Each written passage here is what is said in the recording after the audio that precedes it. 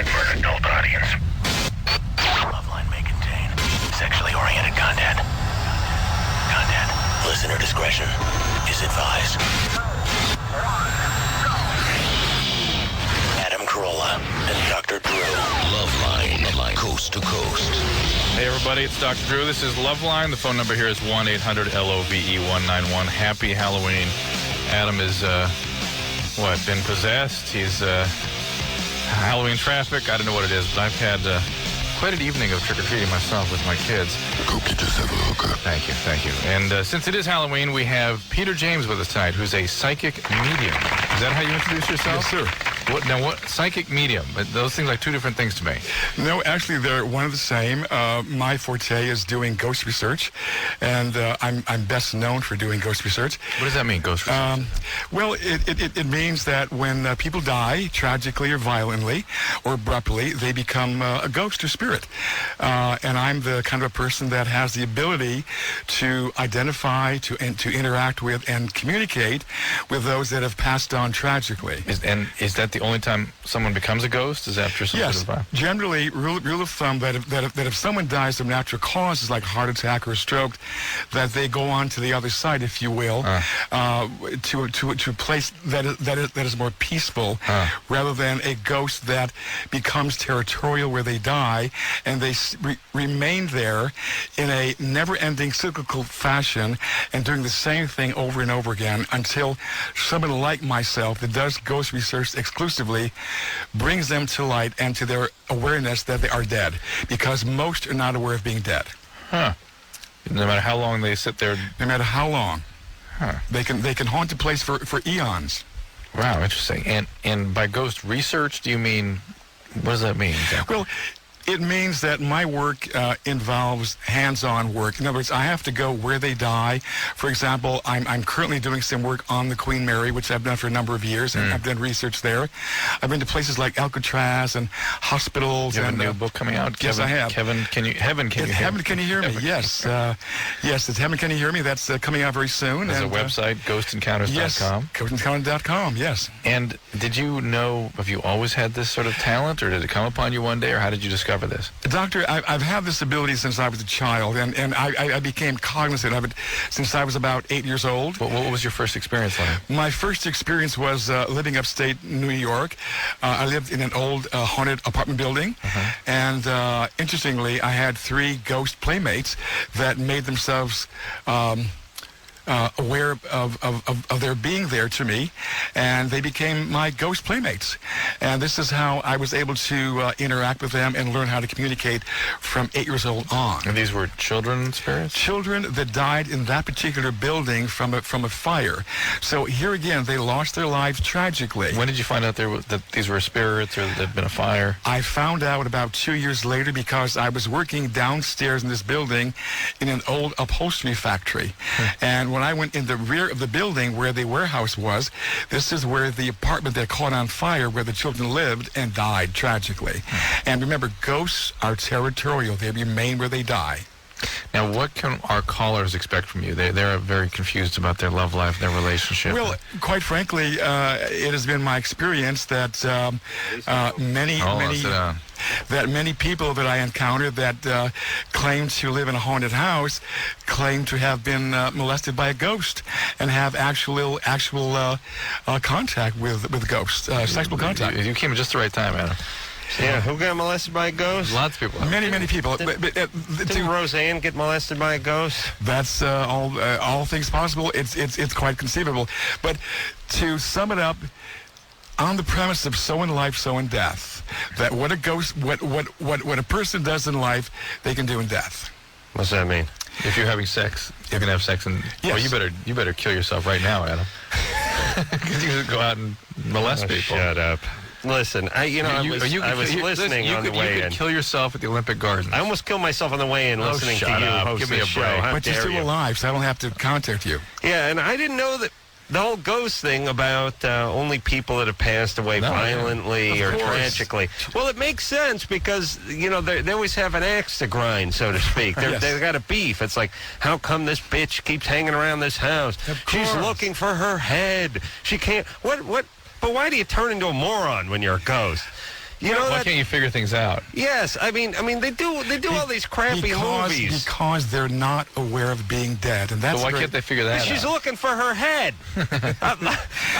I may be dead now. I don't know it, but do we know if we're dead? How do we know? No, that's what I'm saying. Most people are not aware of being dead. I don't walk around looking for my head, though. Of course not, because they're not aware of it. Because when we die, we maintain our personality with awareness, consciousness, and memory. Therefore, without our physical body, our consciousness continues, thinking that we're still alive. Okay, so what's interesting, how even in life, when we have a trauma, we reenact the trauma over and over again? Over and over again, in a never-ending cyclical fashion. Drew, imagine, you know me, some guy cuts me off on the freeway, I don't forget about it for 6 months. Imagine someone killing me, how pissed I'd be. I'd just go through eternity complaining about the guy who stabbed me. And then you'd be stuck in the, oh my God, you would... I hope we go together, Drew. That's all I'm... Oh my God! Many people. Oh my God! We can't travel together. If anything should happen, it's just like many people have unfinished business to attend to. Therefore, this is why they remain on this level of trying to contact someone like me who can interact with them to get their problems resolved and bring closure to these things. No Jewish ghosts, though. I noticed. Only ghosts. Ghosts They're called are ghosts.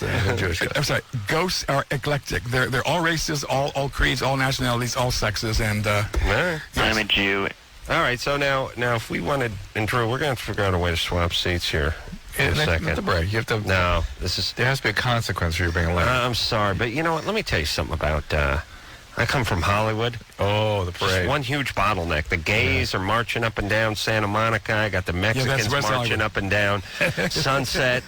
It's really, I need a helicopter to get out of my house. I live up on the hill. I come down, bottleneck everywhere. There's nothing, gridlock. All right? Feel sorry for me? Yeah, I do. All right, ready? 1, 2, 3.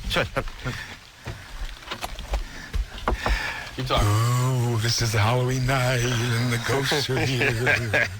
You are lucky, Peter, because usually when we have a medium or a psychic on the show, I tear them a new a-hole, and then they get mad, and then the whole show becomes us yelling at each other.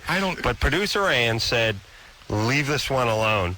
It's Halloween. Let's just scare some kids and go the hell home. And I said, you know what I said? I said, you're right. Okay.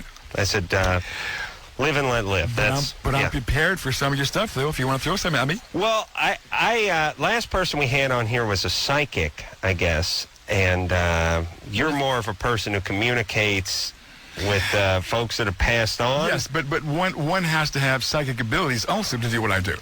So you also have psychic ability. But I separate myself from the vast majority of psychics, and I chose this field, this ghost research, because most psychics do not do what I do. They don't talk. And what about these James Von Prague types and these other types who do this for a living on television? With all due respect to James Von Prague and John Edward, I respect their abilities. However, I don't agree with their doing studio work because it is so unlikely to have a busload of departed loved ones to go to a television studio and partake with the activities with their living people. In other words, John Edward or James Van Prague would say, to the audience, well, I'm getting a letter M from your Uncle John who stands next to me, who is deceased. But my point is, if a deceased man is there, he wouldn't have to say who the M belongs to because he would know who his living relative was. Yeah. So this is what I don't agree with. Always very sketchy. Yes, very, very sketchy. Very sketchy. But see, the difference is that I do... no one saw 9/11 coming either, by the way. But what I do is reality-based, and it's hands-on. I have to be where they die. I got an idea. Just to, and again, because I do like proof. I'm an atheist. Okay. I want proof. Why don't we kill Drew tonight, and then, Drew, you write a note. Write a 3-digit number on a piece of paper, then kill yourself. Then see if we can speak to Peter. And if we don't get the number right, well, we know what's going on. Let me just make one comment about atheism. What I do has nothing to do with religiosity. I know. I'm just saying. What I'm saying is, I'm skeptical by nature. I'm skeptical also, but that's healthy because if there were no skeptics, if you weren't skeptical or skeptics were not skeptical, they'd be out of jobs. That's right. You would right. No, they would. No, they would. Yeah. The skeptics? Yeah, right. Everyone could call themselves whatever they wanted to. Yeah. You get that one? I'm trying to follow. Sam? Yes. You're 29? Yes. What's up? About 3 months ago, I was unfaithful in my marriage, and there were some accentuating circumstances on both sides. But what does that mean? Whoa, what does that mean? Well, my husband and I were separated geographically, but I gave up a lot to go to where he was going. And there was a long period of separation, about 9 to 10 months. And my husband became quite distant from me. I don't think he did anything on his side. But a relationship developed with a man, and I was unfaithful to my husband. My problem is that I've moved to where my husband's job was, and I gave up a lot to do that. I don't necessarily feel guilty about what happens, although I think that I probably should. All right. My problem is that I can't in my own mind forget the other man. Well, you mean like maybe you're infatuated with the other guy? I think so. I know that there's a lot of differences between us. What kind of relationship did you have with the other guy? It was somewhat short. I mean, it was maybe a month long, and we're very separated geographically now. Is he married also? No, he's not, and he knew that I was. Do you have kids? No. Are you sure you want to be in your marriage? Yes, I can see myself growing old with my husband. I love him. We've been together for a very long time. All right, then let it go. The honeymoon's over. Yeah. Yeah. And these sort of, it's weird, like, we haven't got one of these in a while, but you say, maybe you're not, I'm thinking about this other guy. I can't stop thinking about him. I have feelings for him. Well, maybe you don't want to be with your husband. Oh, yeah, I want to grow old with my husband. Yeah. Jaime the robot. We've been together for a long time. Yeah. The answer, by the way, that we get from women of, well, why don't you break it off with the guy? We've been together for a long time. What's that mean? Yeah. That's to me, that's an excuse. You love a guy, you go, oh, no, I'm very much in love with this person. We've been together for a long time. Use that excuse in it, hey, my job sucks. Why don't you quit? I've been there for 4 years. Yeah. Why don't you quit? It's the same question. Right. It's even more so. They were married when she was 22, and no kids. They're going to grow old together. So move on. Weird one, too. Sam? Yes. Yeah. Maybe you think it's time to move on a little more than you're letting on. We're thinking it's less that you're infatuated with the guy that you had a 1-month relationship, and more that you're just sort of not as into your husband as you might like to be. And so this is a good way to distract yourself from that with an infatuation. And what broke off the 1-month relationship? The guy moved? She moved. Or you moved? Actually, he was a contractor that was doing some work at my place of business. So he moved on. Yes, I knew that it was always short term, although the potential exists. Well, when he moved, when he stopped doing the work at your business, where did he go? Back to his home base, I imagine. Where's his home base? It's in Kentucky. Okay, see, listen what Sam did. Yeah. Point is she was with this guy for a month, and the only reason she stopped seeing him is not because she said, I'm so in love with my husband. What am I doing? I'm destroying my life. He left the state. No, but here's how she said it. He finished the job. He left. Yeah. He left the job. Where did he go? Back to home base. Back home. Could have been, most contractors work within 5 miles of the, business they're working at. So she don't want to admit it. He moved back to Kentucky. That's why things broke off. Sam? Yes. Why you dance around the truth with the man who knows more than the psychic when it comes to you broads? He moved. That's why things stopped. He left the state. That's why things stopped. Exactly. Well, part of it. I think I intentionally chose it because I knew it was a short term. I mean, I knew from day one. All right. Why are you still thinking about it? You were hopeful. You were hopeful. Yeah. Also, she knew this guy. She also doesn't want to admit how this guy perceived her, which is, hey, I'm rolling into town. I'm a cowboy. I'm out. And he gave her the attention that maybe her husband wasn't doing. Right, and he's gone now, but he's gone. It's like a guy that's into her, even when he leaves the state, will still be communicating and stuff. No, he's just gone. All right, Sam. Well, It's not about this new guy. It's about whether or not you want to stay with the old one. That's the issue. You're going to grow old with him. Focus on him then. All right. Okay. Yeah, all right, man. Good advice. Yeah. Oh, listen, who are you people kidding, you so-called adults calling this show, trying to pass your nonsense off on us, and then give us we think we're going to give your nonsense the stamp of approval from this show? You're high. I really think we ought to change the name of the show to Who Do You Think You're Talking To? Yeah. I really do. Hey, line 6 is out. Is some spirit been monkeying here? Ooh. Halloween. interesting. One of our phone By the lines way, is mysteriously out. You have 2 ghosts at this building, I must tell you. Really? Do we? Who do you think you're talking to? Yeah. And It's all the goddamn equipment in the studio Maybe it's the over 2 here. guys that got killed when the that cool Westwood 1 trailer burned down. Yeah, the 18-wheeler. Do we have ghosts in here? You most certainly do. Can you not say that? Because I got to work in here like late at night all the time. There are 2 ghosts here. Remember, most ghosts are friendly. Right. One of the ghosts already identified himself. His name is George. George. Yes. Yeah, let's look at George, or if he's Hispanic, it would be Jorge. Right. But there's a definite George here, No, and he looks Hispanic looking, by the way. he is, huh? Yes. And now this building is probably built in the 20s or 30s. I mean, it's a very old building. You never know. Does it have to be? Does he Yes. have to have had his problems in this building, or could have been nearby? No, ghosts are territorial, so he either died in this building or very close by. They go to places that are familiar and or comfortable to them. Now let me ask this: if there was something else that inhabited this space of land, this earth that's underneath this building, will they just stay there when they tear down the They new would building stay and there. build old? Just like the World Trade Center in New York, Right. when they rebuild, Right. those new buildings will be inundated with ghost activity. Have you been invited to go down there? That's why you got to get the dual glazed windows. Of course, of course. Somebody's asked you to come down and talk to them? Yes.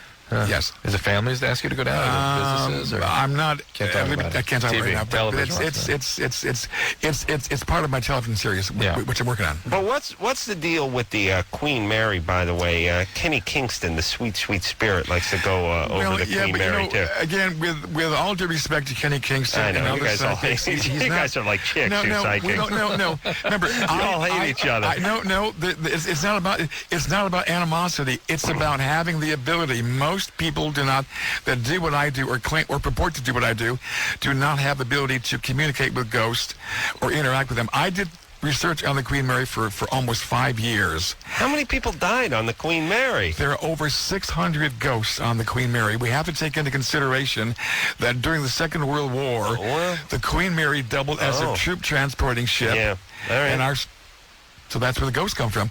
Plus, there were murders, suicides. Yeah, all right. Jesus Christ, what about the Spruce Goose? Or they moved that thing to Arizona or something? Yeah. The thing never got used. The Spruce Goose, died on that thing. Howard Hughes' accountant The Spruce died on Goose it. was not active at all. All right. Yeah, I know. Never got off the ground. Well, a little bit. But where'd the Spruce Goose go? Didn't we send that somewhere? Arizona, I believe. Arizona or Texas. Everything ends up... You know, Arizona is like it's like the base of the funnel of the United States. Yeah, it's goddamn London Bridge ended up there. We got the London Bridge. I got the Spruce Goose. What else does a-holes need over there? Grand Canyon? Well, we gave him the grant. Oh, that's probably there. Well, I'm about to launch some ghost tours on the Queen Mary very shortly. Now, how does that ghost tour work? Well, I will take those that are willing to come and visit me on the Queen Mary starting mid-November. I'll take them to all the hot spots that I have investigated over the years. And interestingly, go into the pool and chat with Jackie, the talking ghost, little child ghost that I discovered there a number of years ago. Well, he says you have documentation of you speaking to a 5-year-old female ghost on the Queen Mary. A, B, C, D, E, F, G. Really? And how do you document that?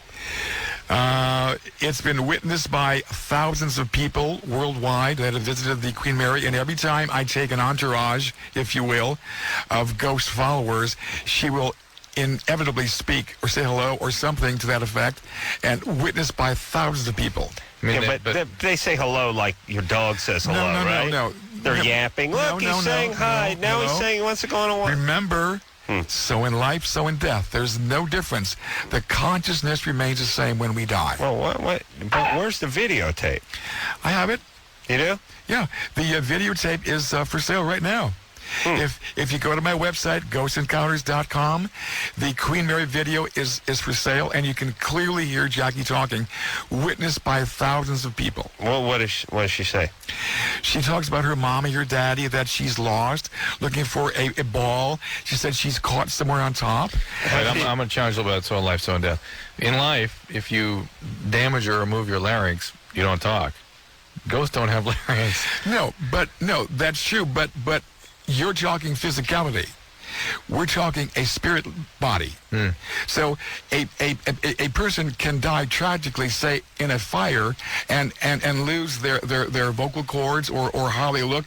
But when that spirit body steps out of the physical body, they're okay. They're all in one piece. Yeah, but how do they physically make a sound? Is that what you're asking, Drew? Well, how do ghosts physically have sex? They do. Yeah. Hold on a second. Did you let me talk to Drew for a second. That's the worst goddamn answer I ever heard. Because I asked him how does something work that I don't believe, and he answered with how does something else work that I don't believe. Well, okay, go ahead.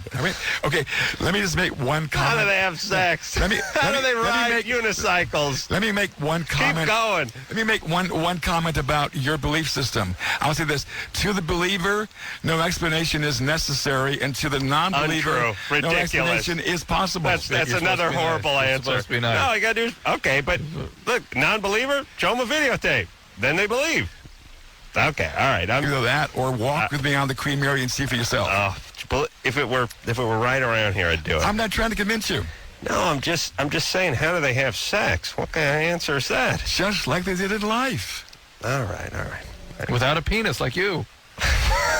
Yeah, okay. Let's go. This is good. We got a break. All right. I got to see that videotape, though. All right, you ready? Have it with you? Sure. I'm not getting going tonight because it's spooky night. That's right. We're gonna talk some people. We're gonna talk to some deceased. My grandfather died about 5 years ago. Really? Perhaps we could. But there wasn't violent. He was in his 90s, but I think my grandmother may have stuffed him with a pillow. I'm gonna look into that. Always been a little suspicious because she likes to sleep in the middle of the bed now. Oh. Yeah. I don't know what that means. She didn't like to share it. Yeah. I hope she's not listening. Peter James is our guest tonight. Psychic, medium. We'll take a quick break. Maybe you have some questions for him. Perhaps somebody's passed on, need some questions answered. We'll do that after this.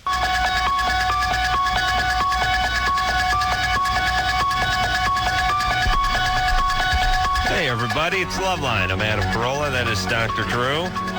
Phone number 1-800-LOVE-191. Peter James is our guest tonight. Psychic, medium, and he communicates with the dead.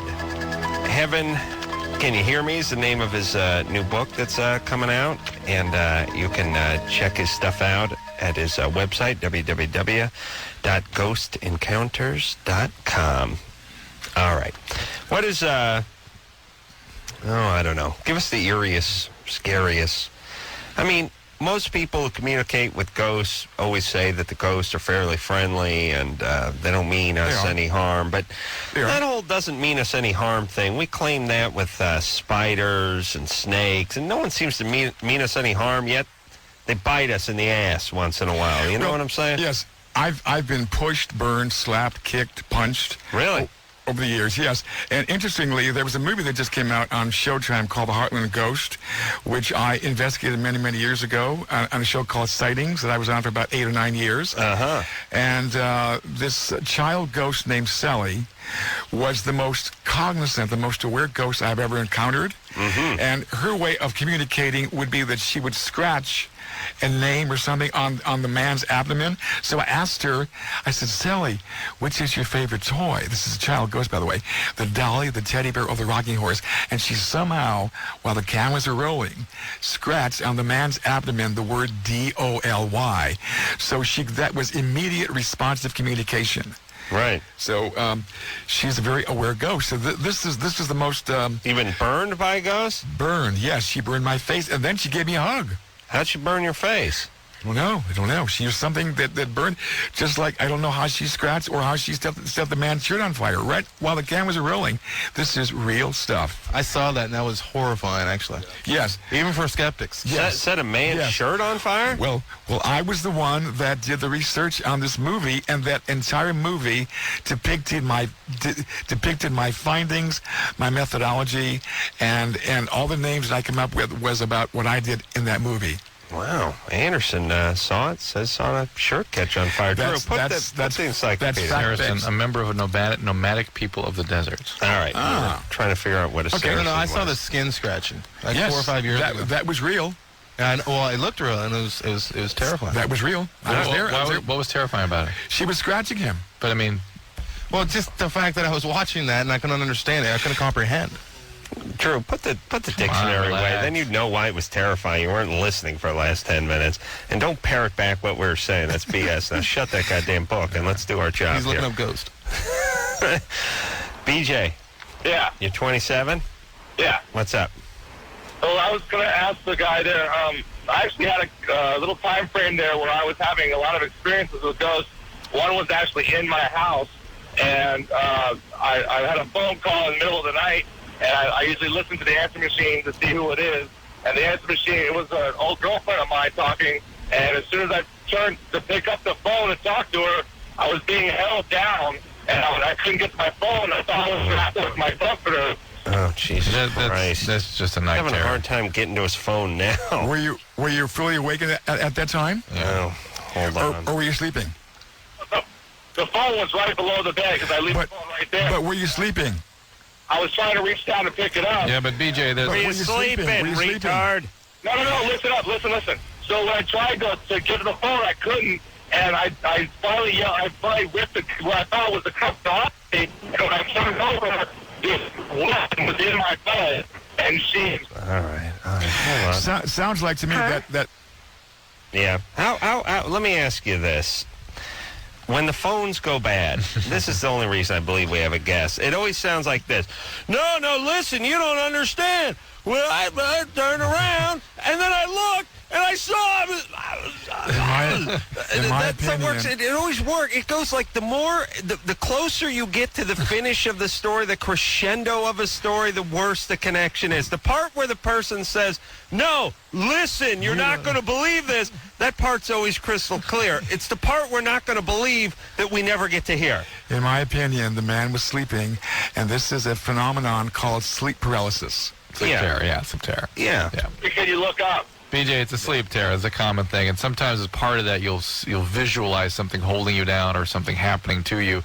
Your brain just fills in the gap for the sleep terror. It's a common thing. Yes. Well, no, this is not the first time. It's not even a sleep. That was the first time anything like that happened to me in my bed. At first, it was in my living room while I was on the phone, and every time I was on the phone, something would happen, like a book would fall off my shelf or the phone would come across. It was... All right. Did you do any research as to who lived there or died there? Forget it. Listen, BJ, you got to get on a better line. It's ironic that he's talking about all these things going on the phone and Yes. the ghosts and everything. We can't hear a goddamn word he's saying. Yes. It's all about the That's phone. sad. And it's all... All about the phone. All right. Now, what about the ghosts in this building? The ghost in this building. Jorge. There's Jorge or George, and he did look Hispanic, and I so- do believe that okay, he go was a ahead. worker here. He worked here. Yes, he worked here, and he died here. Or he died in the immediate surrounding area. Now, can you bring him in here and talk to him, tell him to go back to heaven, or where we need I've to... already said a few things to him, and he just, he was somewhat non-communicative, but he did say that he did work here at one time. Well, maybe he doesn't speak English. But he's not... No, he spoke English. Don't you have... So because you know they're sort of stuck here, and you have this gift to talk to them and can send Yes, them on... but my responsibility was not to enlighten him. It's to do this radio show. Okay. Well, make him leave, because I don't want to deal. Okay? But he's friendly. He's friendly? He's friendly. What about the other one? The other one's name is Patrick. And No, what? wait, what? There's Patrick. a Patrick. Why is that weird? Because a guy worked here named Patrick, and he died on a motorcycle. How A young about kid. that? Hello? Woo, that was How about that? He worked for Lycus. Yes. When did But he he didn't die? die in here. He died on a freeway. It was about a year Yes, ago. but he worked here, right? Yeah, so he worked All right. here. So they're territorial. They come back to familiar places or comfortable places. There's a Patrick who died here. I'm telling you. Well, I know. It was a young There's a guy. Patrick and a George. He died on his... Well, This he is- didn't die here. He died on his motorcycle, but he came back. They come back to places that are familiar and or comfortable to them. I think he's still phone screening for Lycus. Yeah. What His happened? name is Patrick. Now, what happened? I didn't I'm hear kidding. this His story. name was really John. Oh. No, his name was actually Patrick. It's on the... Get a little... There's a little thing about it in the back by the coffee machine. Go get that for him. You know what? I never make up A stories. newspaper article about this guy. Well, hold on a second. Hold on. Everyone just hang on. When did this guy die? A year ago. Like 1 about year ago. 6 months a year. 6 months ago. At A least. year ago. Yeah. Why is there... How come we never had the discussion about it? You and I? Yeah. There was a lot of talk about it out there. I don't know. I'm surprised you didn't hear about it. I didn't specifically bring it into this. And what show. did he do on Lycus's show? He was a well-liked guy and he was a tech guy, wasn't he? Hey, he came over. He was like an intern at first. He worked here. Stuck around. He worked here. He was here for a good 2 years, probably. And did we ever meet him? Was he ever around here? I don't think so. No. All right. I met him plenty of times. When I went back to use your facility before coming on air, he was standing by the men's restroom. It's not the guy who used to ride the motorcycle out of here. No, that guy's was it? still alive. Oh. Okay. Sorry, unfortunately. And why is there an article up back by the Because coffee there was a machine? lot of obituary type stuff posted all around here, up here and over, still back. These are where the bulletin boards are. Oh. Back in that bulletin board. I never read anything. I always I assume it's understand some that. crappy picnic I don't want to go to. Right? There was that article about him out by the door here for 6 months. All right. Right, Anderson? Gonna take a look at that. All right. Yeah, he was really liked by that Lycus crew. Yeah. All right. It was a very sad thing. Well, How about that? How He about came that, by guys? here to show them his motorcycle, and then apparently the next day he went and died on it. oh boy. How about that, guys? Yeah, very, very eerie. And now we got to figure out who Jorge is and what the hell he was doing around here. And I think he was a workman of sorts. I don't know exactly, but and this place wasn't always a radio studio. No. I mean, this building's 75 I years think it old. was like a horse livery or something. It's a historic Livery landmark of some yes, sort. it is. Yes. Yeah, and really, it's a historical landmark. Yet someone did it. It looks like So- the interior looks like a gay porn from 1974. Jesus So, Christ! in my absence, gentlemen, you Yes. can communicate with Patrick. Say hello. Wow. All right. Now, we'll let Patrick How do we go- do that? How do we communicate with You Patrick? communicate the same way you do with any other living physical being. Yeah, but I Remember, know they're in front of me when I'm communicating with another physical being. Yes, How of do I course, know? because you'll sense their presence usually by some little tapping or some kind of activity, or maybe a cold draft or something. And if you feel that, say hi, Patrick, just like you would say hi to this gentleman here. Hey, when the air conditioning breaks, call him in. Yeah. Oh, yeah. Get that Patrick in here when the air Well, conditioning get Patrick condenser to get freezes Jorge up. to fix it. Yeah. Oh, yeah. Get the Mexican to get up on the roof. Please, Drew. How dare you? Peter James is our guest tonight. He's a psychic, and just talking about Thank you. Somebody- Throw money. someone who passed away, who worked right here in this building less than a year ago, who I naturally had no idea about. Yeah. Adam? Well, given such a caretaking guy, Yeah. I'm surprised that You're they 18. escaped. Well, I don't walk when I'm all business. When I show up, Yeah, you're on the A few phone. minutes after the show. No, I walk straight in the studio and sit down. on the phone. I don't chit chat out in the hall with you, chatty Cathy. So I got work to do. Adam, Yeah. you're 18. Yeah. What's up? First of all, I want to say, Adam, you're the funniest man in the world. Thank Love you. Thank you. You love him. Oh, Yeah. absolutely. Oh, okay. Drew, passionate man. Indeed. My problem is when I take it feels like razor blades are coming out. Mm-hmm. Are you on any medication? I am on Dexedrine because I have ADHD How long have you been on that for? my whole life. And then you've been sexually active lately? No. Do you masturbate a lot? Yeah. Did you use anything that might have irritated the urethra? No, I use moisturizer. Nothing new, though. No. Well, that kind of razor blade, that peeing fire is a urethritis, inflammation of the urethra. Oh, that's not a venereal disease? Usually it is, but he's never been sexually active, he says. Mm-hmm. So it makes that sort of unlikely. Yeah. Yeah, maybe it's the additive in the ponds you've been beaten off Yeah, but with. he's been always using the same. You've been using the same stuff? No, he used the same stuff as Mom buys. Yeah, basically. Yeah, you know what I find bizarre, and I don't know if parents notice or not, but when the kid was 11, 12, and 13 years old, the same thing of Nivea cream. Nivea used to last them 8 months. Now it's good for 4 days. They never catch on to that? You got the 46-ounce jumbo Nivea thing that's gone in a week when it used to last all year. That Well, maybe it's NSU, which is non-specific urethritis, which is common. But it's right. But he's not sexually active, though. You're not sexually active at all, right, Adam? No, I'm still a virgin. So it's something that should be checked out. I mean, maybe you're passing a stone or something unusual like that, but or maybe you just caused yourself some mechanical irritation of the urethra. But Can it be from like masturbating too much? yeah, you can cause some irritation. what are you good for? 3-4. 3-4? The spirits say 5-6. Oh, Yeah. I don't know. Mm-hmm. The spirits And know. Patrick said it was a little light. Jorge told me, Cinco. All right. Adam, do get it checked out, though, right? All right. But good times, though, right? Yeah, good time. Yeah, all right. We're going to take a little break. Peter James is our guest tonight. He's a psychic. We brought him in because it's Halloween time, and I was skeptical up until a few moments ago, and then I realized that Peter had gone to the coffee maker and read the article.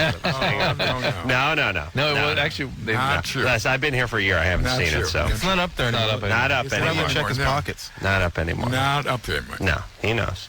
All right, so a little spooky, a little eerie. Somebody worked right here in this building, died less than a year ago, tragically. Young man, tragically. in his 20s, He's like 25. 25 years of age. Very tragic. All right, we'll be back after this.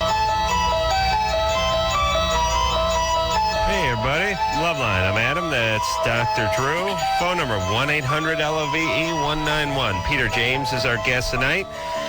He's a psychic and a medium. And psychic, someone's going to tell you what's going to happen down the road. And medium is someone who can communicate with other folks side, that yes. have passed on to the other side. Peter, you can, if you want to know more about him, see his stuff, you can do that at www.ghostencounters.com. We're going to take a look at his video on the next break and see the little girl talking who's at the Queen Mary, the 5-year-old. But Peter went to the back of the Loveline studios over here at Westwood One by the vending machines, which I believe are haunted because they won't put any goddamn popcorn in those effing things. Idiots. Anyway, felt the Patrick ghost. Patrick was a guy who worked here less than a year ago, passed away less than a year ago. Young man, about 25 years of age, very tragic.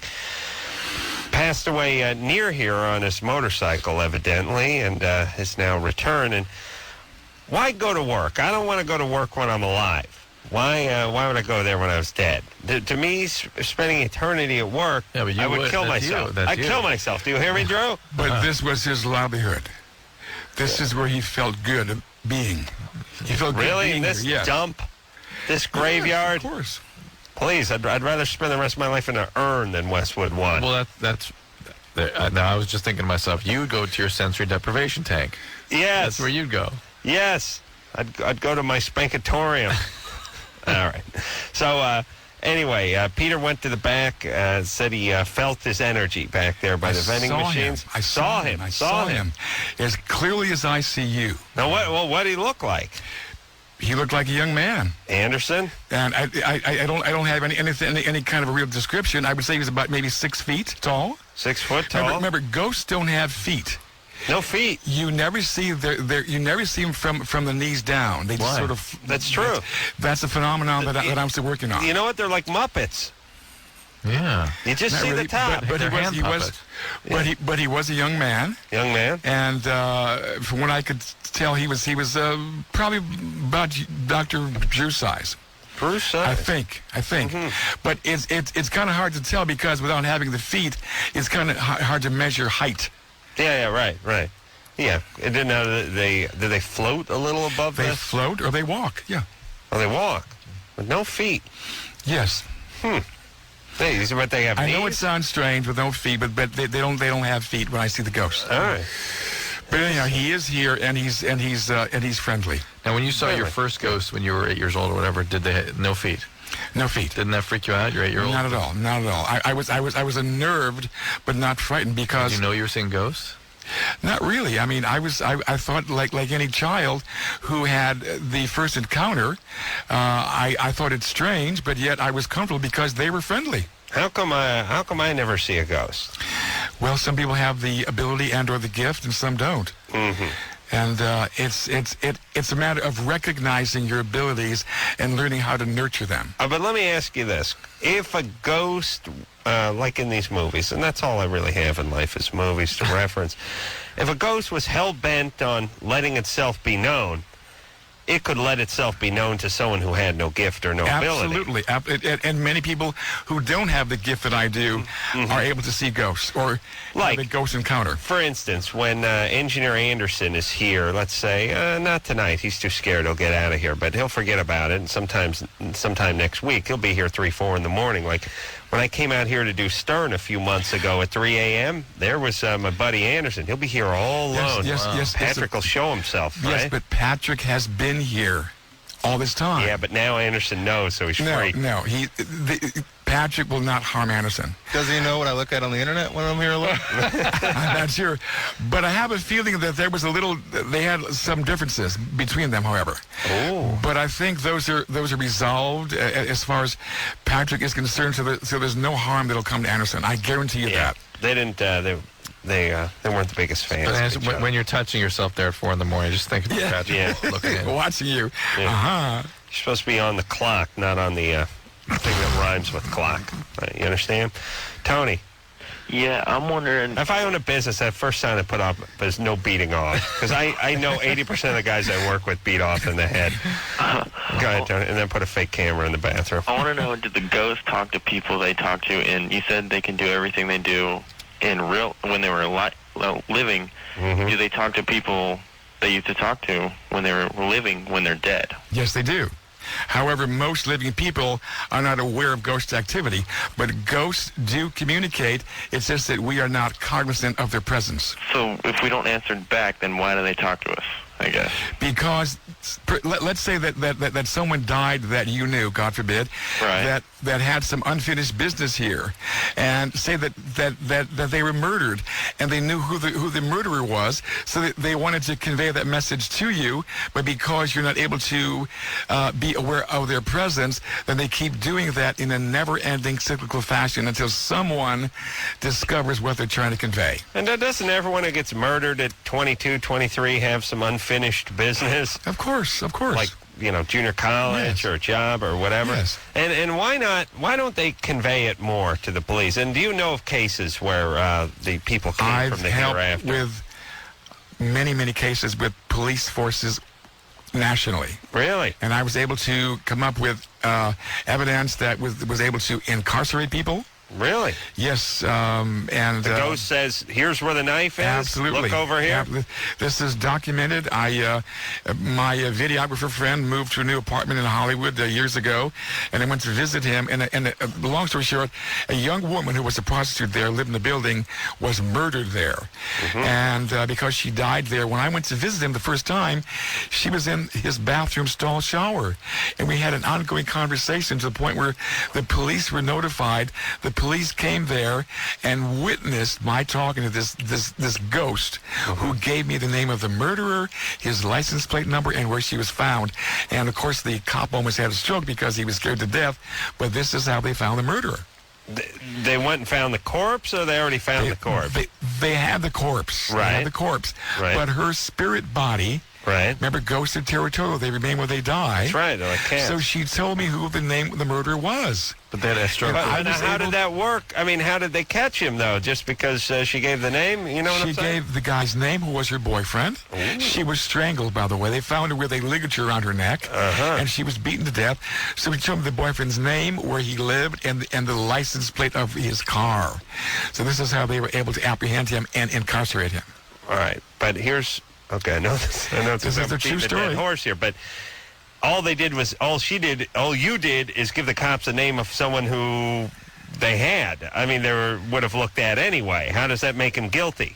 You know what I'm saying? Or where did they get the evidence part? The evidence was where she was found. In other words, the girl was murdered in the apartment building. Right. But her body was found in a gasoline station. Right. Rolled up in a carpet. So how would I know that? She told me that. Oh, she told me that. The police out that he knew exactly what. Right, and that they had not released this to the press. No, this was like a couple weeks old. Oh, really? So it wasn't in the newspaper. It was not in the newspaper. This was all confidential. All right, well, you got to say that part. Yes. Yeah. Well, you can read about it in my book, Heaven Can Hear Me. Yeah. And let me say this. First off, you can't come to my house. That's all I need is Peter walking through my living room going, "Oh, yes. Oh, yes, you got it." There's a couple of gypsy ghosts here. Yes. Some are gay. They're after your body, too. Pedophile ghosts after here. Your body. That's right. I could never, ever enjoy myself again alone in the home, which is when I'm really at my best. Well, what about here? What if you're here alone at night sometime? Here? Yeah. There's Patrick and Jorge to deal with. Really what you have to worry, what I'll tell you, Patrick and Jorge have to worry about me, because if I'm ever here alone, I'll burn the place down. The second I'm unsupervised in this dump, I'll torch it so they can collect insurance. Can't stand this place. All right, Drew, what do you want to do? Break. Oh, we got to take a break? All right. Okay, so I want to look at this video. Also, I want to ask you about, I'm trying to think of who's died tragically in my life, and I have a couple of friends, Robert and Lenny, who died many years ago tragically in a car crash. They were 18, 19 years old. See if you can also, summon anything up with that. We're revisiting Bob Crane again next Sunday. Maybe we can conjure him. Oh, pull up Bob Crane, yeah. Dial up Bob. Pull the ghost Rolodex out. Get Bob Crane, Peter James, psychic, medium, in here tonight. Halloween, very spooky. We'll be right back. Oh,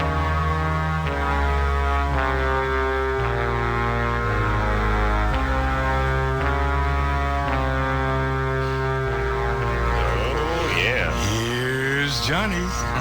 See, now, that means nothing to Drew, because Drew's never seen The Shining. But I've, of course, seen that piece, that outtake. Ah, well, that's the same as seeing the movie. The music, however, is not familiar to me. Peter James is our guest tonight. He's a psychic. He's a medium. You can find him on www.ghostencounters.com and look for his book coming out, Heaven, Can You Hear Me? Drew, how many years we been together now? 7. 7 plus, I'd say. Really?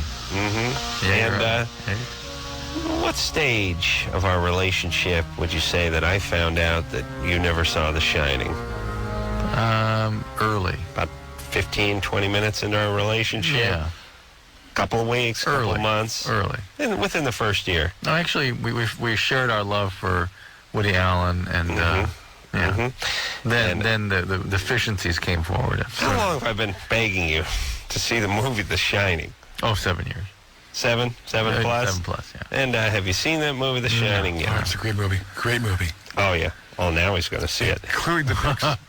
It's a great movie. Now, doesn't strike you as peculiar, interesting that your partner's been begging you to see a movie for 7 years, on and off, not every night, every couple of months, maybe. Well, you told me to go see Crimes and Misdemeanors. I immediately went out and did that. See the difference? Did you go out? Did you? Yeah. Well, this is Woody Allen. Yeah. You like Woody Allen? I hate scary movies. I loathe them. This is not so much a scary movie as it's a tale. It's a finely crafted tale. It is. Very slow burn, very slow build.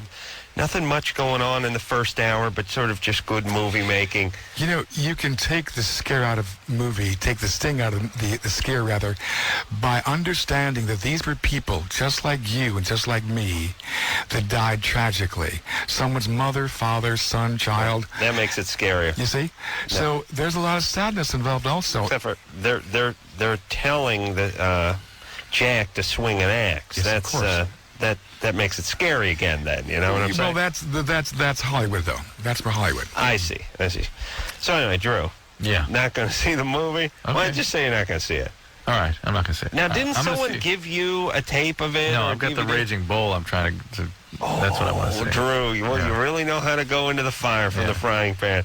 Raging Bull's the other movie. That's what I want to say. And you actually physically have that one? I think so. All right. This might make you watch it. The guy that wrote Autofocus, so the Bob Crane thing, he also wrote Raging Bull there. Oh, interesting. You're interested in him? Watch it. Okay. There you go. Number of years now. Had the movie for a number of years? Yeah, no. Mm-hmm. I think you have. I think someone gave you that DVD or tape. Some point. Maybe a gift. The spirits told me. Ed, you're 15. Hi. Hi.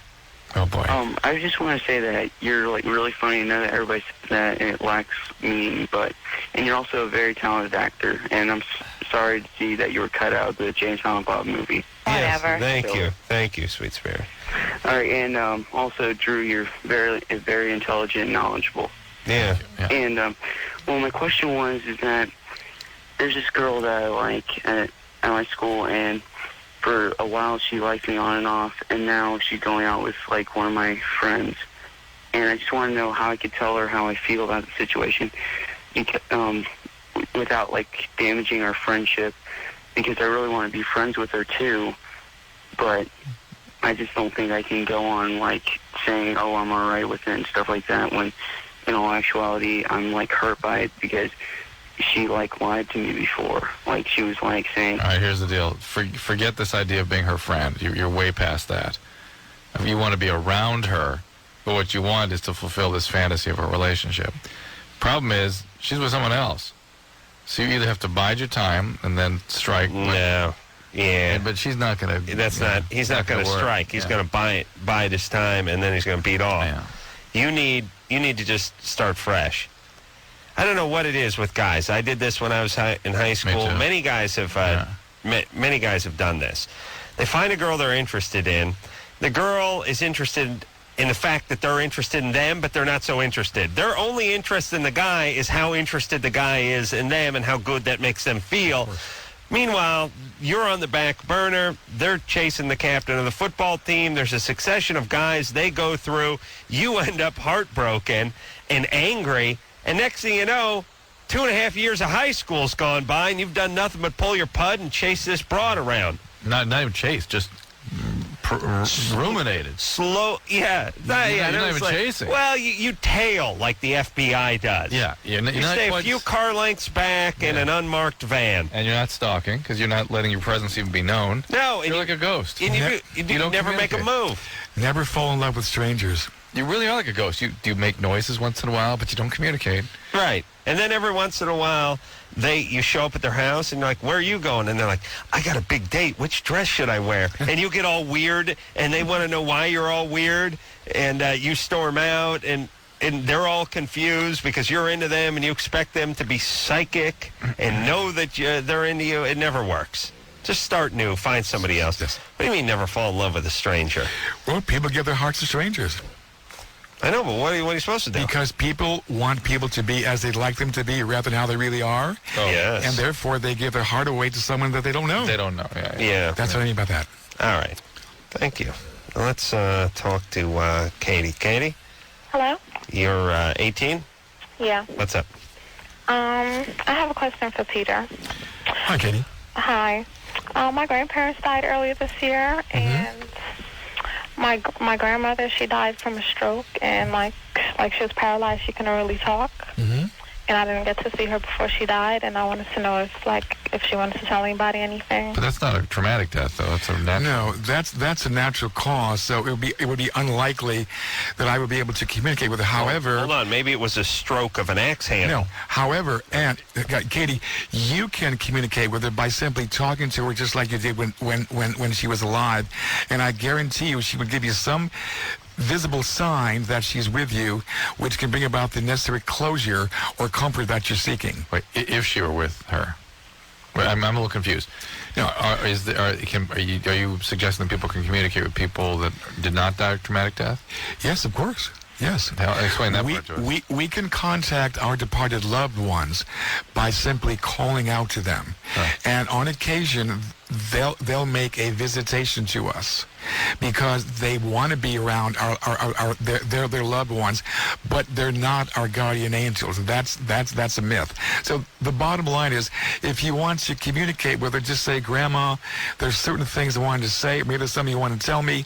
Give me a sign that you're here, and I guarantee you'll get results. And Drew, you know what? I just thought about this. If you pass before I do, it'll be fine. Passing right now. Passing gas. Yeah. You pass away before I do. We'll do a few. It'll be just like you're here. I'll tell you to watch The Shining. I'll tell you to see The Raging Bull, and then I'll tell a joke. I'll get zero response on any of it. It'll be same. Here we are, just like old times, just the same as if he was in the studio with me. Be great. I'll tell a joke, zero response. Be perfect. Donna? Hey, what's on? You're 26? Yeah. What's up? Well, he was talking about, Peter was talking about, go staying in one place. Now, the experience, I'll start off with a little history. When I was a kid, I experimented with the Ouija board. Experimented with the Ouija board? Yeah, that was bad times. Yeah, it's very dangerous, those Ouija boards. The Ouija board is nothing more than a toy. It's just a toy. Right, it's a toy to communicate with the dead. Not really, it's not. Oh. And so what was bad times about it? Well, I never had any kind of, sixth sense about anything like that. But after that happened, I've had, After what happened? What happened? After the Ouija board. Yeah, after the Ouija board. What happened at the Ouija board? Well, we were talking to this guy that was me and my friend, and I was a very big skeptic, and I was like, touch my friend, and her hair ended up moving, like someone was running their fingers through her hair. Right. It really freaked me out. So we stopped, even messing with it after that. And then several years later, I moved up to Tulsa, and we lived in this apartment, and weird things would happen, like stuff would come up missing, and I would. When your brother-in-law was in town. Oh, yeah, right. What kind of drugs you were doing? Speed, weed? No, actually, I'm a truck driver. I can't do anything. Oh yeah, you do. Have you done any research as to who lived there or died there? Do what? Have you done any research as to who lived there or died there? Well, no. The thing is, he followed me to a new apartment. See, Okay. he'd hide stuff. He would hide stuff from us. Yeah, Okay. right. Listen, TV remote, car keys, stuff like that. Let me give you a bottom line. This is the bottom line. Don't use the Ouija board. The Ouija board is a toy. It's only used as a focal point. But if you want to communicate with whomever you think is there, just talk to him like you would any other living physical being, and tell him exactly what you want or things that you don't want him to do, and he will follow suit. Take control of the situation. You open your mouth. You actually audibly discuss these things. Absolutely. What about thinking stuff? No, it doesn't work. Doesn't work? No, it doesn't work. You have to verbalize. How come they can communicate with us without actually making a sound, but they we do. can't communicate with them? Many ghosts are very vocal, very much so. For just audibly, like you can put them on your cell phone? No, not really. No, not that. No. All right. Although some people have received calls from the dead. I like them which is a fact. Leave an outgoing message or something. Okay. Hold on. I've got to get back to Donna for a second. Hey, Donna? Yeah. Seriously, you've done your fair share of speed in your life, though, haven't you? Yeah. No, actually, I haven't. I smoked a lot of pot in high school, but that's a different story. Okay, so the ghost from the Ouija board followed you all the way to Tulsa to your apartment. Well, see, like, weird things would happen. Like, we had some friends over, and we were listening to CDs. We took our CDs out. Well, CD tray was empty.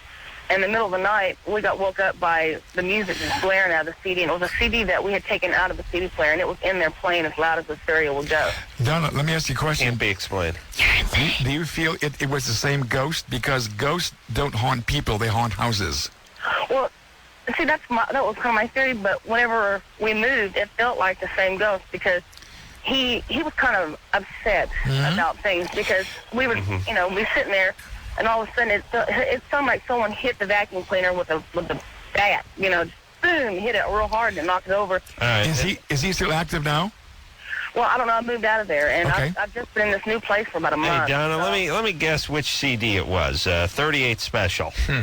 Actually, it was Paula Cole. How about that? Ah, okay. And we'll see a little story behind that. My ex-roommate, her grandfather committed suicide. He jumped off he lived in Barrett City, Illinois, and he jumped off the bridge and drowned himself in the Mississippi River. And the song that was playing was about the Mississippi River. Someone drowned themselves in the Mississippi River. It really freaked us out. How about that? Oh, to Billy And Joe. so, I don't sense any harm around you, though. All right, you're fine. You're fine. oh, well, I'm not. All right. All right, got a ghost following. That's what happens. Let me tell you something about all this stuff with the feng shui and the mediums coming into the house. Remember Kenny Kingston want to come over the house and tell me about the ghosts. And I would never endorse that stuff. Never. I told him if he was in my house, the only thing I'd want out of the house would be him. Yes. He was going to come flush the ghosts out of just my a joke. house. But let me tell you something about all this feng shui and all this stuff. Once you get started down that path, see, right now I cannot be harmed by feng shui because I don't subscribe to it. The second the feng shui master comes over my house, explains where to put the chi mirrors and which way to face the bed, then the chi mirror falls down, I don't pick it back up, and I get a car crash. You know what I mean? I got started. It's all in the mind of the beholder. That's what happened to Bruce Lee. His typhoon came over, blew off his feng shui mirror. He never fixed it, and now they killed him. See, if you never put the goddamn thing up in the first place, it'd still be alive. That's what I'm saying. Nobody do anything, and you'll never be harmed. Right, Drew? Yeah. I just wonder what, man in nature used to do. All right. You know what I'm saying? No. when we were hunter-gatherers, how we dealt with feng shui and things. Yeah, the lean-to is not facing the west. That's where your power source is. Come on, Tobar. I don't believe that. Yeah, good. Nobody does. Aaron? Here's who believes that. Asians and crazy bored white chicks. Aaron, you're 20. What's up? Hello? Yes. Yeah, I've been with this girl for like 4 months now. Mm-hmm. And I've gotten her pregnant twice, but both times she had a miscarriage, both times. And I was wondering if it was because I smoked a lot of weed when I was younger. No, the part about you getting her pregnant twice is the part from smoking a lot of weed and making you stupid. What's with getting her pregnant twice? You want her to have a kid? No, I mean, it just kind of happened. Aaron, don't take this the wrong way, but one of the cornerstones of being stupid is doing the same stuff over and over again. Do you know what I'm saying? Yeah. Also, thinking of pregnancy as something that just happened as though it was she was visited by a shaft of light. Yeah. Now, you putting your unprotected penis in her is what causes those pregnancies. Yeah, but I mean, the fact that she had a miscarriage, because she's been pregnant before and she's never had a miscarriage before. Aaron? It may be... Does she have a kid? Yeah, she has a kid. Maybe there's something between the two of your genetics, but it has nothing to do with the vibe. How exquisitely stupid is this broad? Yeah. She already has a kid that she, was pregnant when she was 17? Yeah, exactly. And now she hooks up with you, and she's having tons of unprotected sex? Yeah, she's had 3 abortions, too, in the meantime. Listen, maybe that's why she's miscarrying now. Listen, when I'm in charge, we're going to take women like this, we'll put a gun in their mouth and just throw them out in the ocean. Well, how about all these near souls? They become ghosts, the abortions? Yeah, what about the abortions? And the miscarriages? All things possible. I have seen baby ghosts, if you will. Really? This is a fetus, though. Yeah. Talking zygote. Not a fetus. This has to be a fully developed child. Right, let me yell at Aaron. Aaron, what do? You independently wealthy? No. No, you got some crap job that involves a warehouse and a forklift, right? Skateboard and a surfboard. What do you do? That's exactly what I did. What? I worked at a warehouse with a forklift. Oh, okay, that's right. That's a psychic, see? No, that's not a psychic. That's my point. But here's you're a psychic for picking I'm up rubbing off on No, you. I'm not. That's my point. I'm See? rubbing off on you, Adam. Yeah, you take credit for it. Okay, you drive a forklift. You don't make a lot of bread. You cannot afford to get her pregnant, and she can't afford to get pregnant, and most importantly, I can't afford you two idiots to get pregnant. So, you get her on some birth control. You hear me? Please. Aaron, of course. Aaron, That's not funny. are you willing to look in the mirror and admit you're stupid, or can you just pretend like you're not? No, I can look in the mirror. Why? Why do you want to do this? You're not in any shape to do this. It will ruin your life. Well, I mean, she would have had an abortion anyway. I mean, all right, okay, then fine. Let her just have 100 abortions. And that's why she's miscarrying so much, probably, all these abortions. Good. People are so goddamn stupid. And this is, by the way, way down on the list of societal problems, by the way. These jack-offs are knocking everybody up, and the chicks that are having all the abortions and all the kids and all engaging in all this behavior. As far as the politicians go, we got an election coming up. All I ever hear is these guys running smear campaigns against the next guy, talking about taking big business to task, all this nonsense. Please. We can't focus on this. This is the number one problem, everybody. It's her kids that we're going to have to deal with. These are the future unemployed citizens of this country. This is the prison populace of this country. It ain't Drew's kids. It's her kids. We don't want to focus on that? Pussy politicians. And they know what the truth is. I've said such an ass for all these smear campaigns. Set of values in life. You know what? Here's the scariest part about this whole thing. It has nothing to do with Halloween or ghosts, but I believe that the politicians aren't so stupid that they don't know that they can't do the math on this one. They're involved in the procedure of getting reelected.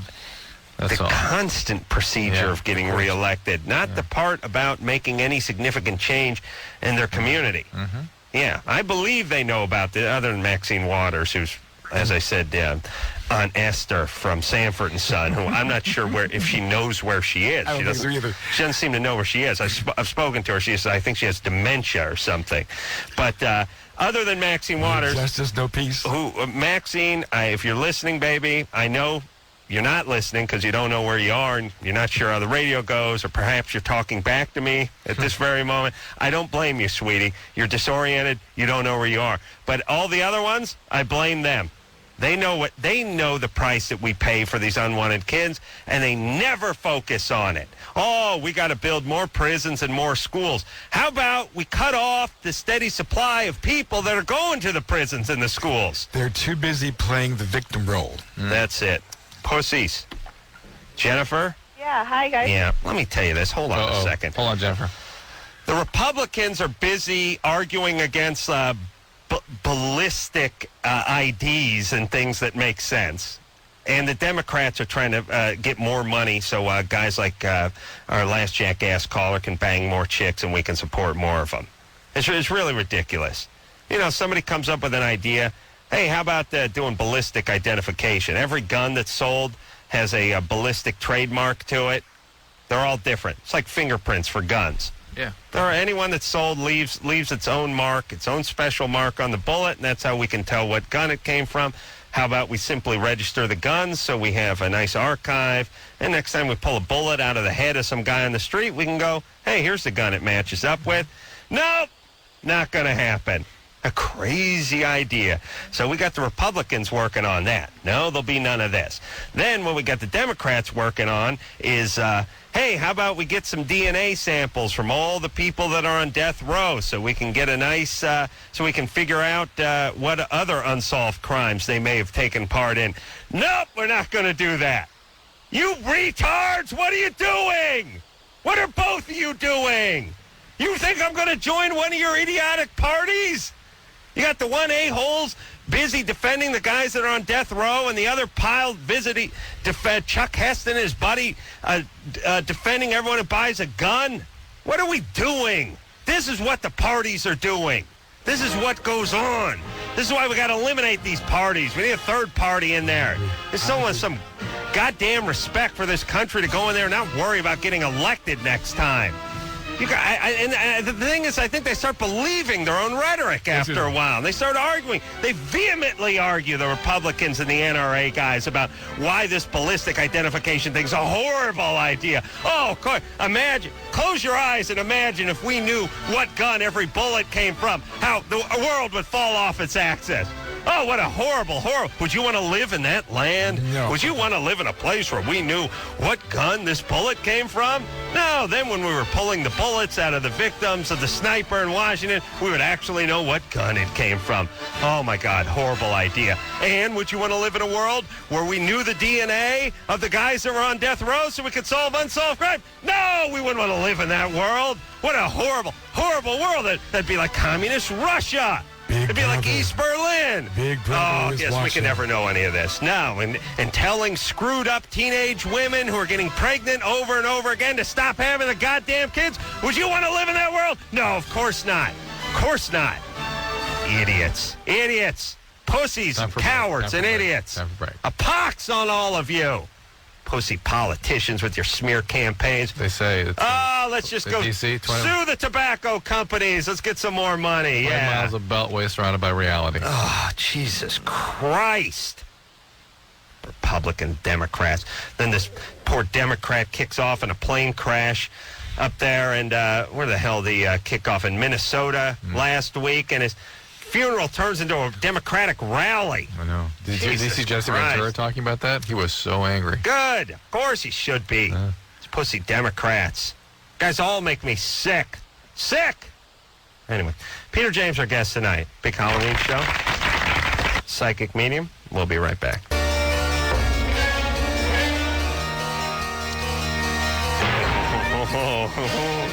Peter James is our guest tonight.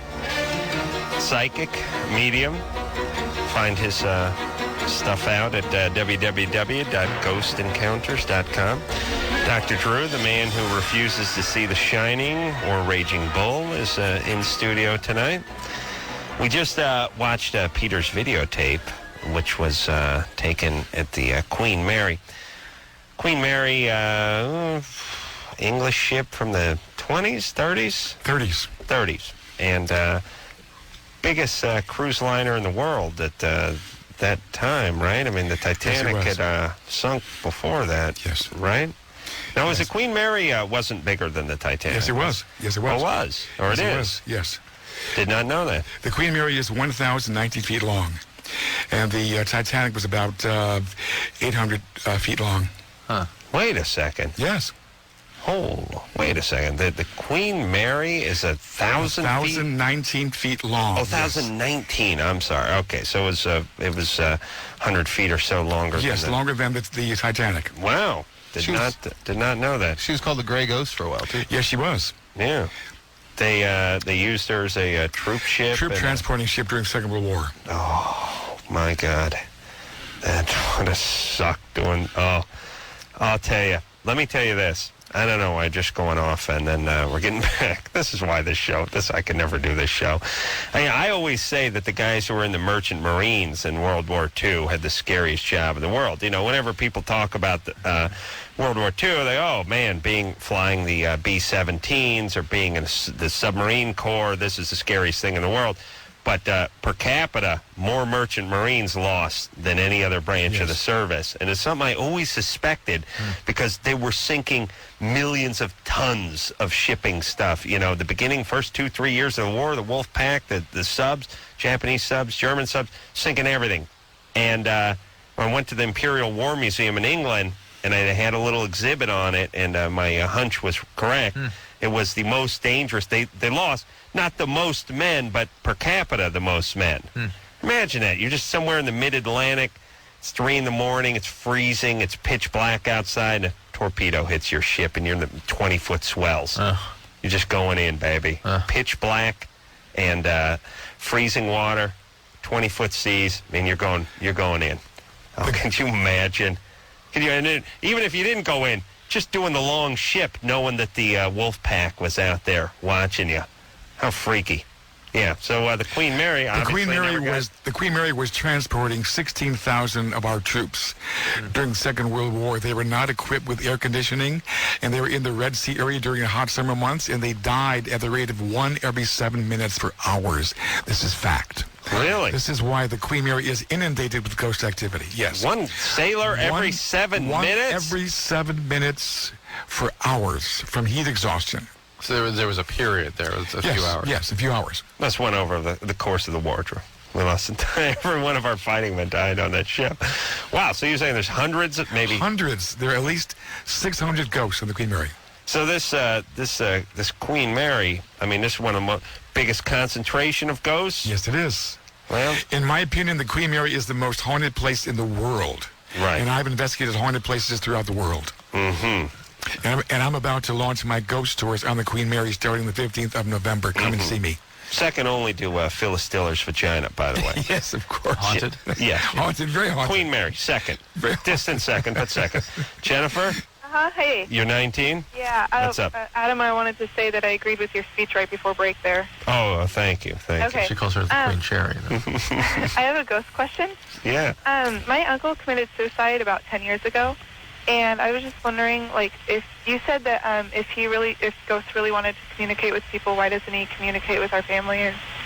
Or is the suicide different? Is it like a different type of phenomenon, or?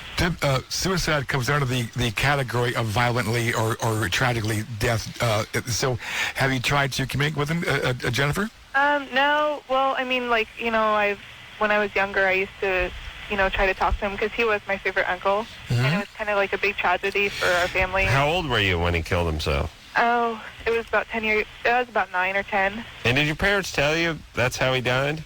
Oh, we know for a fact, just because... No, I mean, did your parents tell you yeah, that? my mom sat me down and told me. Right, about the suicide part? Yeah. Yeah, I don't know. Do you do that with a 9-year-old? Yeah, definitely. You do? Yeah. Tell them the suicide part? He was very close to our family. My advice is, Jennifer, is to try to communicate with him, and I'm sure you'll get some results. Okay. Do it once or twice a week, like, say, 8 o'clock at night, and light a candle, meditate, and call out his name and ask him to talk to you, and he will. Why 7, 8? Because nighttime is their daytime. They're more aware. Aha. So at least this has been my experience. What about because he lived further away though, and you said that it doesn't matter because the dimension that we speak of in the afterlife is as close as an arm's reach. So it's right here. So I'm quite certain your uncle is right here with us in this dimension. How old was he when he killed himself? he was about 35. Oh boy. And he put a gun to his mouth. So I don't know if I'd really want to see him or anything. Well, you wouldn't see him with a gunshot wound. I guarantee you that. No. That was just his physical body. He'd have no head. No. He'd have a head, of course. Right. Never had. Try to talk to him, and I'm sure you'll get good response. Hey, good times, all right? Oh, yeah, thanks. All right. I love you guys. Loving you, baby. Yeah, I know. I'm a big proponent of lying to your children. The part about he killed himself, be freaky for me if I was 9 and my favorite uncle killed himself. No, I wouldn't want to hear that somebody killed him. 9-year-olds, 8, 9, 10, 11-year-olds can abstract pretty well. Under 8, I wouldn't necessarily get into it. She was 9 though, not 11. Yeah. Favorite uncle, borderline. It's 4th grade. Think about it. Yeah. Oh, they could figure it out. I mean, they could do it. I'm just saying. I might just say he just died. He died when he was asleep. Yeah. He was in his bed. I'd leave the part out, like he was in the bed with a shotgun in his mouth. Yes. He died. He was on the sofa. He was watching K-Cal, Channel 9, and Tanya. Yeah, hi. No, he killed himself. One more third wheel episode. And that's right. They're running a third wheel marathon, and he put a shotgun in his mouth. Tanya. Yeah, hi. You're 21. What's up? Yeah, it's kind of weird. I guess my grandmother called it a gift. I've always been able to kind of do things that other people couldn't do. Like what? You can shine, huh, baby? Like what? I've always been able to read kind of cards. It's not something that I really can control. I can tell when somebody around me is hurting or is inflicting pain upon themselves, and I don't know who it is, and I can't calm down until I find out. What do you mean inflicting pain upon themselves? What does that mean? The last incident was I just had my husband was giving my daughter a bath, and all of a sudden I told him, you can't go pick up. You can't go pick her up. I shouldn't have said her name. I have to do it. And I thought maybe he would be in a car accident or something. And he, with everything that he's seen, with what I've gone through, and, for us together in the last 3 years. You can't go pick her up. She was where? She was at work, and I had to go pick her up. Hold on a second. She can talk to the dead, but not to the living. Right. The baby was in the bathtub? Baby was in the bathtub, so I told my husband, Don't pick her up. Don't pick her up. Don't pick her up. And then I didn't want him getting into the car. To go pick her up. Because she's at work. That's literally exactly how I heard it. It didn't make sense. Tanya. Yeah. The baby's at work? No. Okay. My daughter was in the bathtub. My husband was giving her a bath, and I had to go pick up a friend from work. A friend. Okay, you left about the part about the friend from work. Left the friend part out. Okay. I'm sorry. Okay. And I just had this bad feeling. I said, you can't go, and I thought maybe he'd be in a car accident. Well, wait, I thought you had to go pick up the friend from work. No, he was going to go. He was giving her a bath, and I was going to take over, and I just had a bad feeling. You got to get the part where you were going to... Okay, well, I'll tell you, hold on a second. I'm not done with this. Because, next caller, please. Oh, my God. My husband was giving my daughter a bath. I had to go pick up my friend from work, but I tell my husband, you can't go. Jesus Christ. Talk about hard to follow. All right, Tanya. So, let's try this again. You told him he couldn't go pick your friend up at work. Yes. Your friend. Yes. Because he planned to do that for you. Yes. That's right. When you were going to take over the bathing of the child. Yes. Tanya, you said that you sense things that you're afraid to delve into. Yeah. My advice is, because you're becoming aware of this, take it one day at a time and learn all of these experiences through trial and error. And once you learn through trial and error, you can cut to the chase and realize what the best methodology is for you to use. Well, she's worried about the error part. It's not just that. I mean, there's other things, too. I ended up finding out that my friend was trying to kill herself. And I made her take Epicac and throw up the pills that she had taken. At work? Yeah. She had taken them at work, and it must have been the events following up to me finding out. Well, now, hold on a second. What does that have to do with not letting your husband go and the baby? And I don't know. Why did you tell us about I had a bad feeling. The thing is, though, I've had this since I was a child. My stepdad tried to make me practice it, and I lost trust with him after he molested me. Oh, my God. Now we got it. Getting clear now. Yes. Okay. That's all coming in focus. Not really. It's something that I've been able to do since I was a child. My father visited me when he died. Tell stories that were disjointed? I don't know what your gift is other than the disjointed story gift. Well, and I can sense spirits around me. I mean, I don't know how to deal with it because of the fact that I'd like to... Tanya, I'm telling you, you deal with it one day at a time, and you learn to separate things, that whatever works best for you, that's what you pursue. Give that kid away to a nomadic group of magpies to raise. You were going to screw that kid up in a big way, Tanya. It sounds like you have a psychic ability. No, please. Don't feed this fire. You need therapy, baby. Oh, I've been in and out of therapy. Get in. Stay in. I think I've had a premonition, but I can't say anything about it. Good. What's the premonition of? No, she can't say anything about it. Well, it's because my husband's in the military, and if it comes true, I could be branded as a terrorist. Okay, good. If it doesn't come true, then I'm called a psychic, or psycho. Right. So your premonition. Why would somebody call you a terrorist? Well, yeah, because if she predicted 9/11 before it happened, they would have pinned it on her. It hasn't happened yet. I know. I know. But you know what I love about our first off, this chick is all over the map. Because I said, shut up. I said if she predicted 9/11, I didn't do that. Yeah. Look. First off, here's what I'm saying. If you predicted 9/11 before the tragedy happened, you'd be a hero. Do you think we'd blame it on you? You're right. No. Yeah. We wouldn't call you a terrorist. So.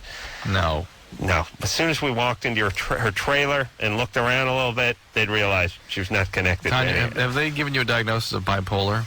Yes. Yeah. Okay. That's all I hear coming from you is bipolar. And panic disorder. That's why I'm but I hear the bipolar. You're manic right now. Tanya. And I don't know because I feel fine. I know, but you're manic. Tanya, listen to me. Mm-hmm. Okay. I'm the smart one over here. Here's what I need you, not to imply that you guys aren't smart, it's a matter of degree. Tanya, here's what you need to do. You need to forget about all this crazy psychic stuff. You need to not have any more kids. Oh, I'm planning on stopping. Good. You need how many do you have now? I have 2. I have a 2-month-old. Especially if your 2-month-old. Your husband's going to war right now? You need to focus on your children, and you know how your stepdad and your mom screwed you all up with the molestation and the crazy talk? You're in grave danger of screwing your kids up with this problem that you have. That's why I'm trying to deal with it. And it's not dealing with it. It's not psychic ability. It's called being psychologically damaged and needing to get some therapy for that. Okay? Take care of yourself in that department. Let her make a prediction that she can't tell us. Give us the prediction. Do what? Give us the one you can't tell us. Yes. Well, I woke up one night and I told my husband that I saw a boat. It was a large boat, like a cruise liner, and something floated up and blew it up. Like a mine blew up a cruise line. I didn't know what it was. I didn't even know about water mines. But that's a reasonably probable. Exactly, that can happen. But at the same time, I'm in a Navy area, and it's not a good thing to start talking about things like that. Right. Because again, that could be pinned to you. Yeah. Right. Okay. All right, baby. Listen, no more kids. No more kids. No, I'm good. I like All right, take your medicine. Oh, baby. Well, she invented the mine. That's what they call ideas of reference. She heard about it on the news. No, it's that I thought about it, and that made it happen. Yes, of course. No, here's 2 things. First off, you watch the evening news at night when you're half asleep on the sofa. They interview some terrorist expert, and they say, well, what happened? And what's coming up? And they go, well, could hit a cruise liner. A lot of people think a train, trestle bridge, overpass, something like that. They give a couple scenarios. And then it goes into visualization. You go to bed and you do it. I mean, listen, I would argue that every single time you drop someone off at the airport, every single time you drop your dog or cat off at the vet, every time you drop your grandma off at the hospital, it flashes through your mind when you're driving home. Geez, I wonder if something tragic happens. And then when or if it does happen, and it only happens 1 out of every million times, you then go, oh, my God. Yeah. oh my God, premonition. But what about the last 140 times you dropped the guy off at the airport and nothing happened? But in actuality, I believe her life is blowing up rather than the ship. Right. Ooh, good point. Nice. Yes. Nice. I like that. And mine That's is symbology. Yeah. We will take ourselves a break. Peter James is here, and he's a psychic medium. He's got a good sense about him, too. I like that. It's not talking about them sweet spirits. We'll be back after this.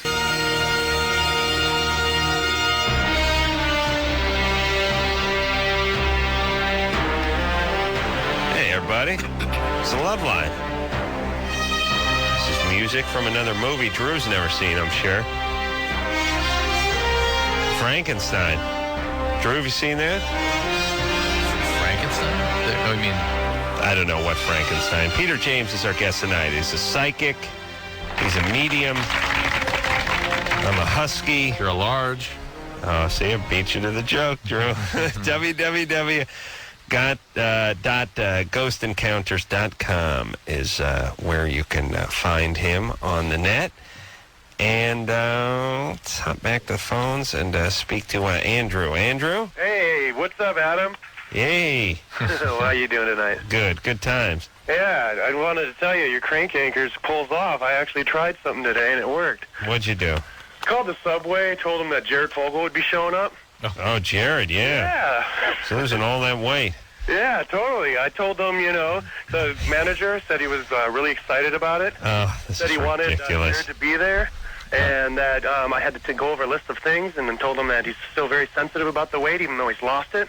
Oh, thank you, Andrew. Yeah, don't mention anything about his size or the way he used to look. Yeah, this was a crank anchor call. We had his publicist, Jared's publicist, call the subway, tell him they had to get ready for him. He was coming. Hey, let me tell you something about the subway. I don't know if they advertise on this show, but they do. Stop. Okay, they do? Well, let me just say this, though. Who are you guys kidding with that bag of chips? Are you high? Got 8 cents worth of Ruffles? Who are you kidding? I go in for a sandwich. I want some coleslaw. I want some fries. I want some beans. Oh, no. I want 3 cents worth of Lays. First of all, I was warned that a coleslaw tirade was in my future. Yeah. Oh, yeah, okay. Who warned you about that? Because I went off people at your office. I went nuts at my office the other day. Yeah. They don't get me going on the coleslaw in this town. And secondly, they want people to lose weight. They don't give them all that fried calorie. We got 2 minutes. I want to ask Peter a question. All right, go ahead. All right, so if you die, wherever you die, you stay there? Yes, ghosts are very territorial, yes. If it's so what about, could Adam, and this is hypothetical, or could I go into a strip joint, shoot myself, and then be there? I told him to go to Olympic Garden and shoot himself. Yes. Yeah. So, Adam can go to heaven? And he can have sex with the people. Would I have to pay the cover every night? Or No, you'd be a house guest. He would go to Olympic Gardens and shoot himself. No 2-drink minimum? No. Can we be sued if it's like a rash across the nation of people shooting themselves? Well, not if we kill ourselves first. Then they'll just sue our states. But would it be a traumatic death if you went in there? It'd be sort of like a... Well, here's my thing. Expecting to have sex with I just want to do a topless joint because I got to have some beer. I don't want to be drinking grape soda. All they have is soda jerks at these bottomless places out here. Jeans. Oh, yeah. Okay, we'll go to Olympic Gardens then. We'll kill ourselves in Vegas. We'll bring Andy Dick with us just so he can say he was there one more time. And, Drew, please. How dare you? That was a cruel joke. I have to leave at this point. Let's talk to Harold, who's 32. Harold? Hey, Adam, I love the Man Show. Great. I think it's fantastic. Thank you. I can appreciate the entertainment value of having Mr. Cleo here on Halloween night. Yes. But I'm a little surprised you guys you're so great at dealing with real-life situations. I know. You would have a fraud on there, and I know he's a fraud. Well, now. Hold on. Admit that you and Dr. Drew just admit it, what you really think, that this guy is a totally fake. Let me say this in everyone's defense. I don't believe in this stuff, and I know Drew doesn't either. That doesn't necessarily make Peter a fraud. I'm not because I draw a distinction between. See, if he doesn't believe it and says he believes it, then he's a fraud. If he does believe it and it doesn't exist, he's still not a fraud. Do you know what I'm saying? Yeah, I know it sounded offensive. You were offended, but I was trying to defend you there. Like I said, in my defense, to the believer, no explanation is necessary, and to the non-believer, no explanation is possible. So if you're a skeptic and call me a fraud, then that's your prerogative. But I'm not the least bit bothered by this. Yeah, but here's what bothers me about you. If it was just purely entertainment, if it's the Barnum and Bailey thing, fine. But the problem with it, number one, you profit off this. You write books, you got your website, all this stuff, you're profiting. Number two, you're taking it, and Dr. Drew, I think, would agree with this, you're taking advantage of people who are emotionally vulnerable. Oh, but I'm not. I'm not doing that at all. I do a lot of things pro bono. There's no charge of many things that I do. And furthermore, the nature of what I do is in the name of research. It is not anything fraudulent or Barnum and Bailey. Contact their relatives, and that's total bull. I don't do that. I don't do that at all. That's not what I do. I'm strictly ghosts and hauntings. It's not about haunting your long-lost relative. All right. Hey, Harold? Yeah. Listen, I agree with you about 3/4 of the way. Okay. But I got to sit here. And I promised producer Ann that I would not run out the next psychic that we had on this show like I did the last one. The last time we had a psychic on this show, me and this chick argued like mad people for the entire show. And it was very uncomfortable for Drew and everyone listening. I'm not all... Right. Well, you guys are brilliant. Thank you, Harold. God bless. God bless. I'll see you on the other side. Right. Hey, Harold. Pleasant dreams. All right.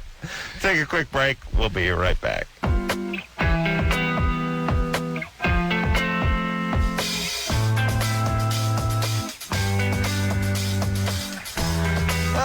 That is it. I want to give certain thanks out where thanks are due. First off, I want to thank Brian for doing a great job on the phones. Go Harvard Westlake. Yeah, go Wolverines. Who are they playing? Yay! Those pussies. Alamany. Yeah, they're going to kill them today. All right, I mean tomorrow. Yeah. I want to thank Tara. Don't call me Tara, goddammit, for doing a fine job on the phones. I want to thank... I believe that I'm a slut. I want to thank Lauren for doing a great job filling in for producer Ann, who coincidentally does a great job when, in fact, she is here. And, of course, the fire starter, one with the magic fingers, the one who slides the potentiometers like Liberace slid his young boyfriend's penis up and down. Of course, Engineer Anderson. Who is tonight freaked out? Yeah. Got to be here till the wee hours. It's all right. He'll drink to cope. Peter James, I want to thank for coming in here on a Halloween night. And even though I'm skeptical of his profession, as a gentleman and a delight to be around. Thank you kindly. Thank you. For that, I'm going to give him one more plug, www.ghostencounters.com, if you're interested in finding out about Peter and the work that he does. And so until next time, this is Adam Carolla for Dr. Drew saying mahalo. Pleasant dreams. This has been Loveline. The opinions expressed on this show are not necessarily those of the staff, management, sponsors, or this station. The producer for Loveline is Ann Wilkins Ingold. Loveline is a presentation of Westwood One Entertainment.